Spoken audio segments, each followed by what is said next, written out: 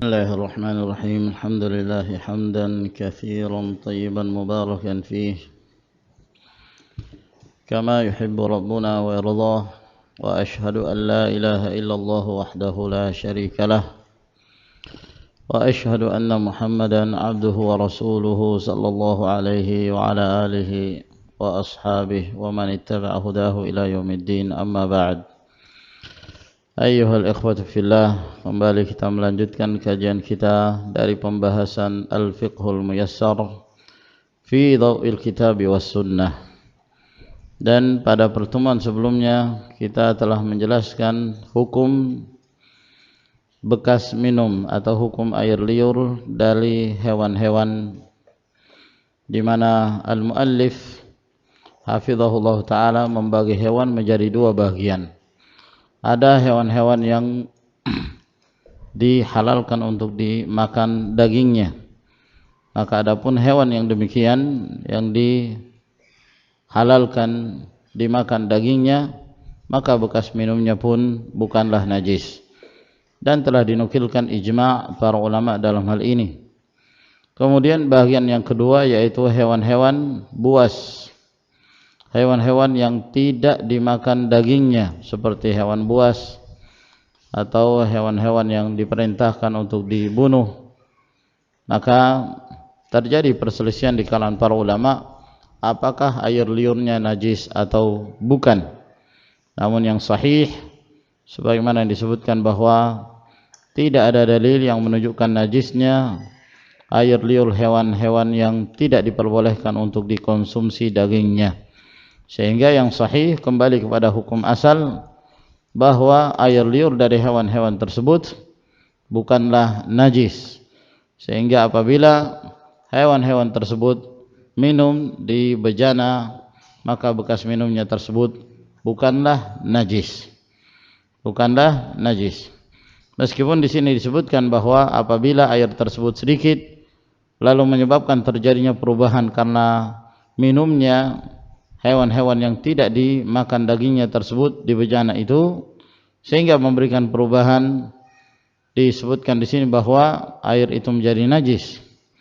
Namun sebagaimana yang kita sebutkan bahwa air liur bukanlah najis, sehingga apabila dia minum di tempat yang di sana ada airnya, meskipun airnya tersebut sedikit, maka kita melihat selama masih nampak sifat airnya, selama masih nampak sifat airnya dari beningnya, kemudian cairnya,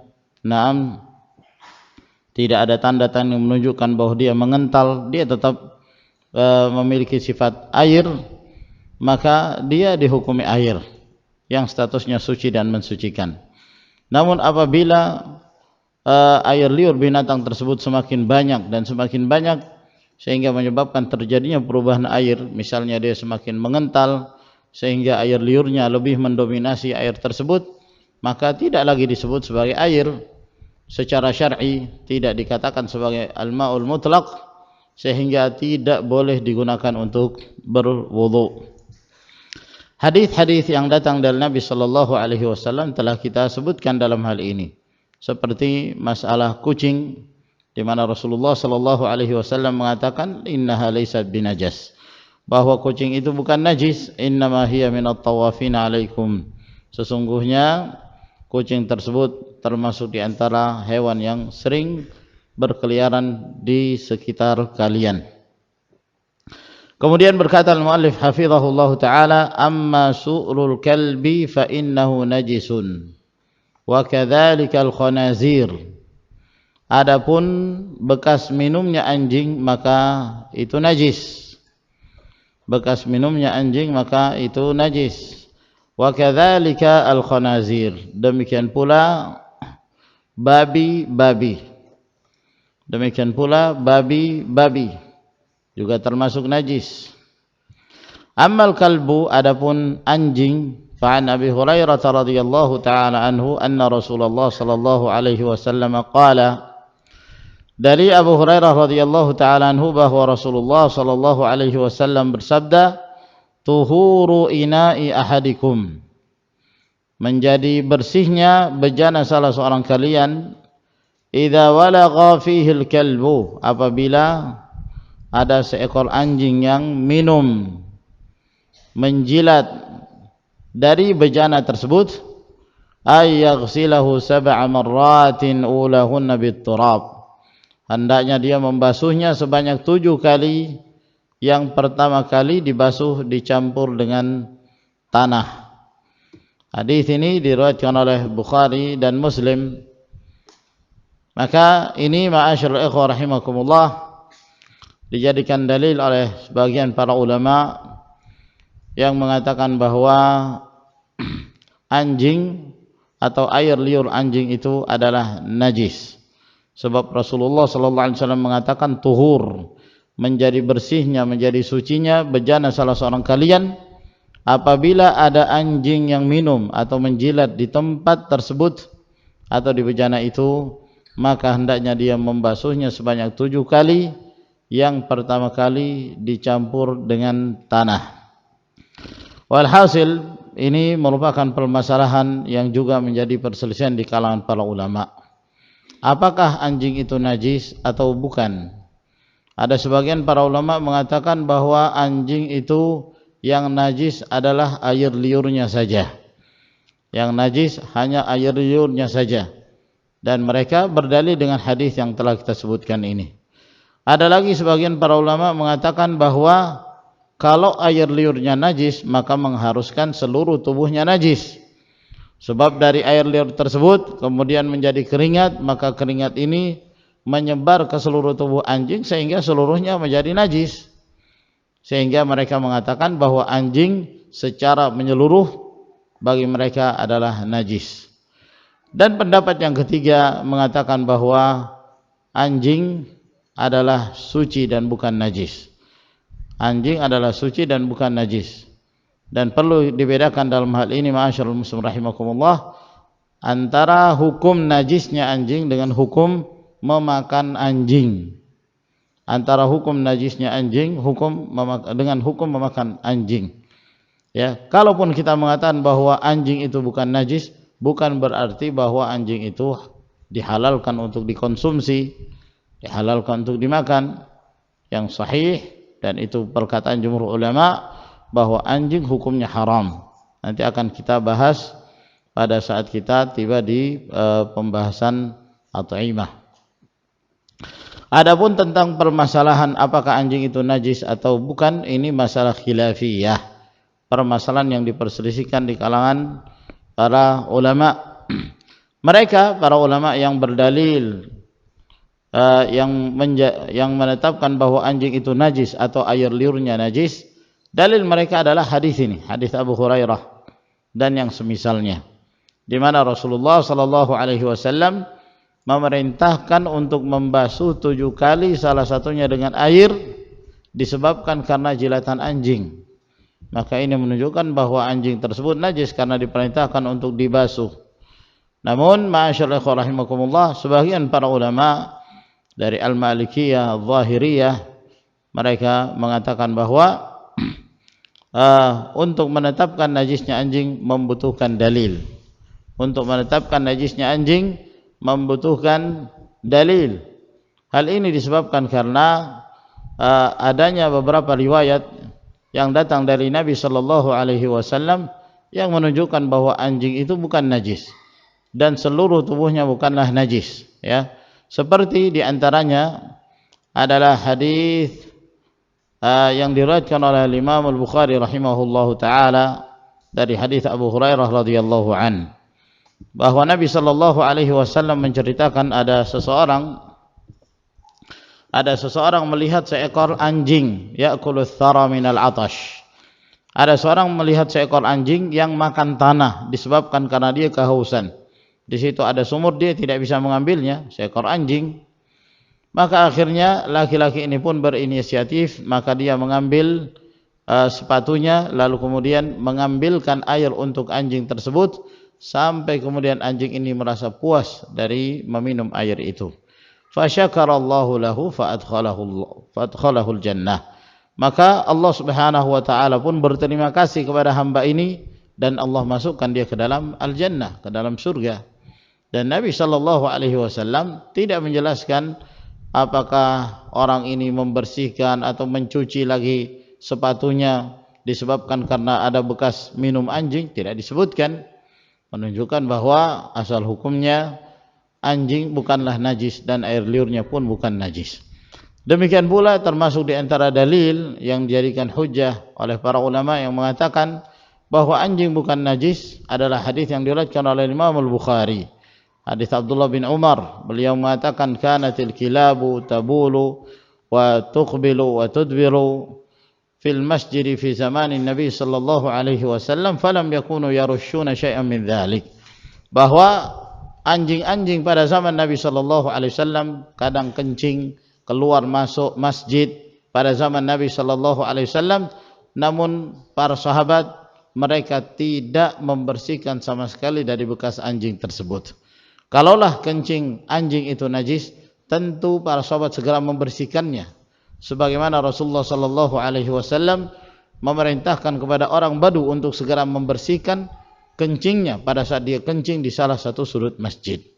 Namun ketika anjing tersebut kencing, para sahabat tidak segera membersihkannya, menunjukkan bahwa air kencing anjing tersebut bukanlah najis.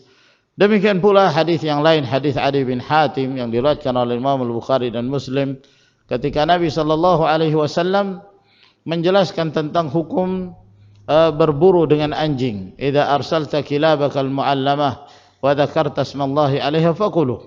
Apabila engkau telah mengirim anjing buruanmu yang telah terlatih, hewan buruanmu yaitu anjing yang kamu latih, lalu kemudian engkau menyebut nama Allah Subhanahu wa taala ketika melepaskannya, maka makanlah dari hasil tangkapan anjing tersebut. Sama sekali Nabi sallallahu alaihi wasallam tidak memerintahkan untuk mencuci bekas gigitan anjing itu atau bekas yang disentuh oleh anjing tersebut. Sama sekali tidak, menunjukkan bahwa air liur anjing bukanlah najis. Ini beberapa dalil yang menunjukkan bahwa anjing tersebut bukanlah najis. Adapun perintah untuk dicuci sebanyak 7 kali, salah satu yang dengan tanah, ini tidak menunjukkan najis, kata para ulama yang mengatakan tidak najisnya. Namun perintah di situ sifatnya ibadah. Memerintah, Nabi sallallahu alaihi wasallam memerintahkan pada kaum muslimin membasuh 7 kali, itu sifatnya ibadah, bukan karena anjing tersebut najis. Oleh karena itu Rasulullah sallallahu alaihi wasallam menyebut sampai 7 kali. Ya, sementara najis tersebut meskipun sekali dibasuh telah hilang, apabila telah hilang maka sudah selesai. Al-hukmu yaduru ma'illatihi wujudan wa adaman. Hukum itu berputar bersama dengan illatnya. Selama ada najis baru dibasuh. Kalau sudah tidak ada najis maka selesai, enggak dibasuh lagi. Nah, ketika disebutkan 7 kali, ini adalah merupakan hitungan yang ditetapkan oleh Nabi sallallahu alaihi wasallam, maka wajib hukumnya membasuh 7 kali, bukan karena najisnya air liur anjing, namun itu adalah merupakan ibadah yang diperintahkan oleh Nabi sallallahu alaihi wasallam.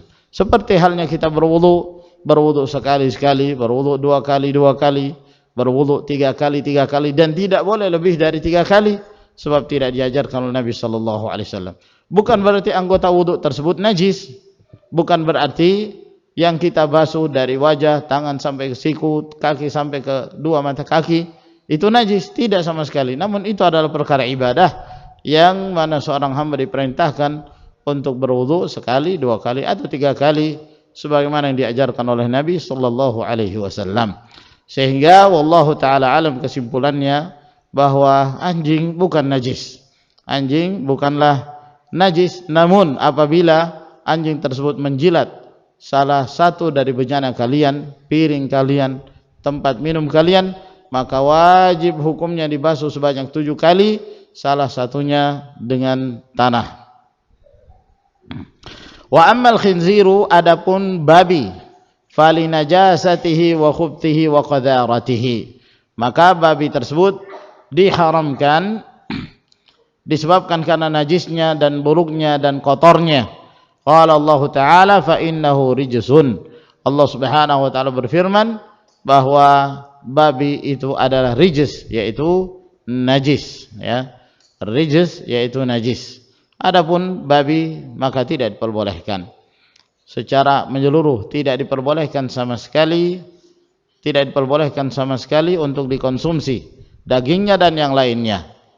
Meskipun Allah Subhanahu wa taala menyebutkan dalam Al-Qur'an Karim, hurrimat alaikumul maitatu wad-damu wa lahmul khinzir. Diharamkan atas kalian makan bangkai, makan darah dan daging babi. Penyebutan daging ini tidak menunjukkan bahwa yang lainnya boleh. Namun disebutkannya karena daging merupakan daging babi tersebut yang paling dicari, yang paling dicari dan yang paling sering dimakan. Namun pada hakikatnya sebagaimana disebutkan oleh para ulama tafsir bahwa yang dimaksud daging babi di sini adalah seluruh dari bagian-bagian babi tersebut tidak boleh dikonsumsi oleh kaum muslimin. Lalu gimana apabila babi tersebut minum di bejana atau di tempat minum salah seorang kalian? Apa hukumnya? Nah, karena babi tersebut najis maka hendaknya dicuci dan dibersihkan bejana tersebut. Berapa kali dibersihkan? Berselisih para ulama. Ada yang mengatakan dibersihkan seperti dibersihkannya anjing, yaitu 7 kali, salah satunya dengan tanah. Namun pendapat ini wallahu taala alam, pendapat yang lemah, sebab tidak dibangun di atas dalil yang sahih. Tidak dibangun di atas dalil yang sahih. Yang benar dalam hal ini bahwa apabila babi tersebut menjilat bejana salah seorang kalian, cukup dibersihkan saja, cukup dibasuh meskipun 1 kali. Apabila telah nampak bersih maka yang demikian telah cukup. Wallahu ta'ala a'lam bishawab. Dengan demikian selesai pembahasan kita hal-hal yang berkenan tentang masalah air dan pembagian-pembagiannya. Berikutnya insyaallah ta'ala kita masuk ke pembahasan seputar hukum-hukum bejana. Wallahu ta'ala a'lam bishawab. Wa akhiru da'wana alhamdulillahi rabbil alamin. Wassalamualaikum warahmatullahi wabarakatuh.